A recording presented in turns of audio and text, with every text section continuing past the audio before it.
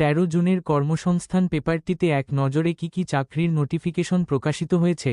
প্রথমেই রয়েছে সবথেকে ইন্টারেস্টিং এবং পশ্চিমবঙ্গের চাকুরি প্রার্থীদের জন্য একটি খুশির খবর, পঞ্চায়েতে 11,000 শূন্য পদের অফিসিয়াল নোটিফিকেশন প্রকাশিত হয়েছে। এখানে মাধ্যমিক, উচ্চ মাধ্যমিক ও অষ্টম শ্রেণী পাস থাকলে আবেদন করতে পারবেন। এছাড়াও এই সপ্তাহে কর্মসংস্থান পেপারটিতে রয়েছে রাজ্যে 108টি কোম্পানিতে 44,221টি শূন্য পদে নিয়োগের বিজ্ঞপ্তি, যেখানে আপনাদের স্যালারি দেওয়া হবে 15,000 টাকা। এছাড়াও এই পেপারটিতে রয়েছে 1979 অ্যাসিস্ট্যান্ট শিক্ষক নিয়োগের বিজ্ঞপ্তি, যেখানে উচ্চ মাধ্যমিক গ্র্যাজুয়েশন যোগ্যতায় নিয়োগ করা হবে।